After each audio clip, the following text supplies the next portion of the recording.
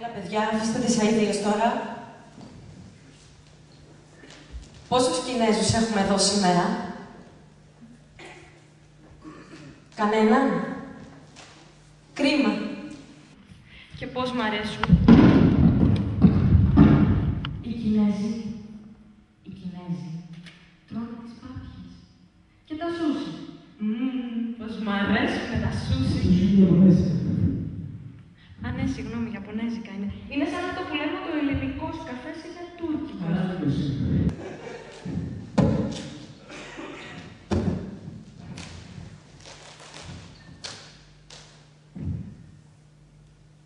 Και τι σχέση έχει η αγάπη με την αναπνοή.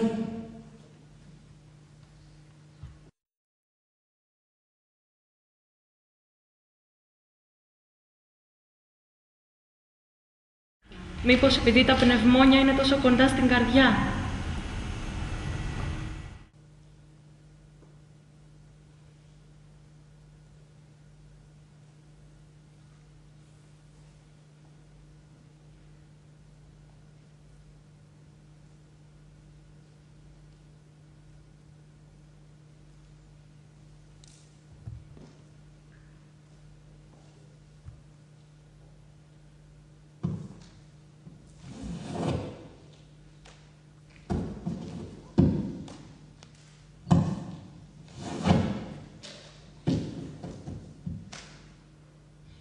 Οι Κινέζοι είναι πολλοί, είναι πάρα πολλοί και είναι και κοντοί.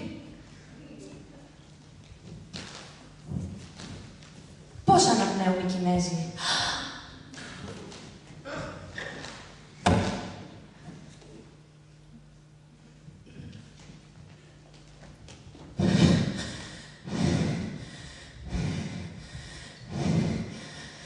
Έλα μωρέ. Είναι φτηνοί οι Κινέζοι.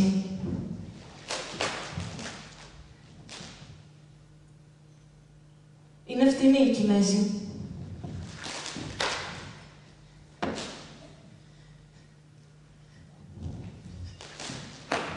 Είναι φτηνοί. Εμείς είμαστε ακριβοί.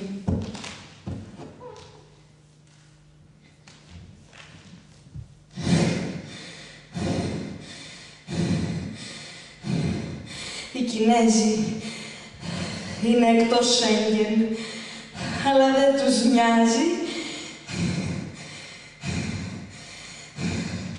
Και η Άχλαμ δεν είναι Κινέζα και δεν μπορεί να μπει στη χώρα με την ίδια ευκολία. Σας παρουσιάζουμε την Άχλαμ Ετάμρη από την Αυστρία. Γεια σου, Άχλαμ. Λίγο πιο δυνατά, σε παρακαλώ. Γεια σας.